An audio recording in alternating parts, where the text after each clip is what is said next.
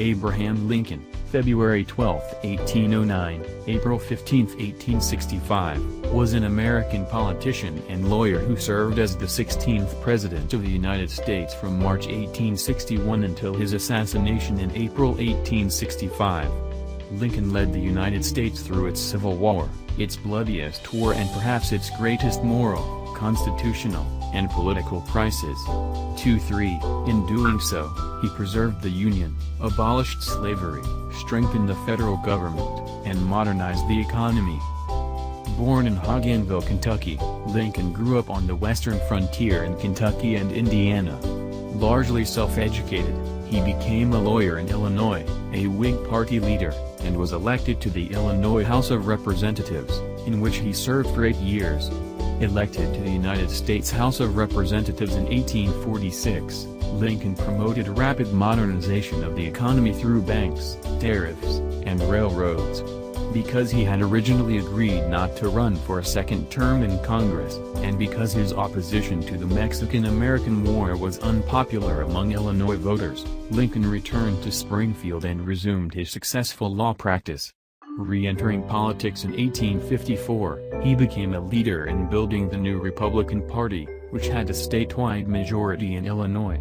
In 1858, while taking part in a series of highly publicized debates with his opponent and rival, Democrat Stephen A. Douglas, Lincoln spoke out against the expansion of slavery, but lost the U.S. Senate race to Douglas.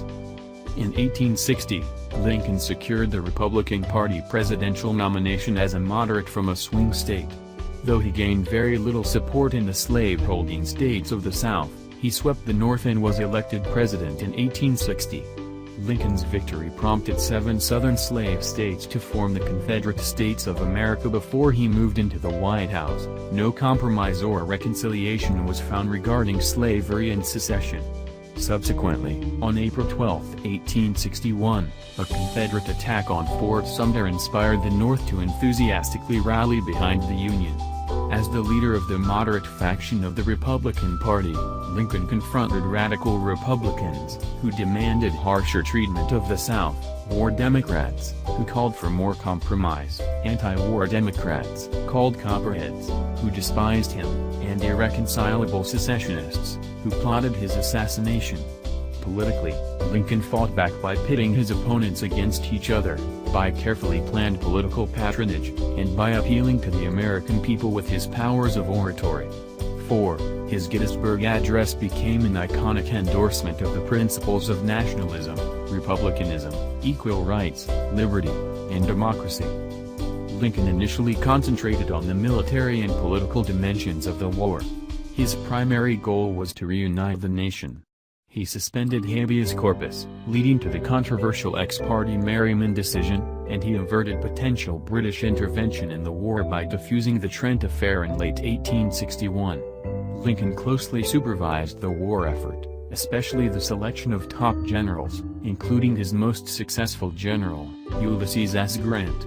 He also made major decisions on Union war strategy, including a naval blockade that shut down the South's normal trade, moves to take control of Kentucky and Tennessee, and using gunboats to gain control of the Southern river system. Lincoln tried repeatedly to capture the Confederate capital at Richmond. Each time a general failed, Lincoln substituted another, until finally Grant succeeded. As the war progressed, his complex moves toward ending slavery included the Emancipation Proclamation of 1863. Lincoln used the U.S. Army to protect escaped slaves, encouraged the border states to outlaw slavery, and pushed through Congress the 13th Amendment to the United States Constitution, which permanently outlawed slavery.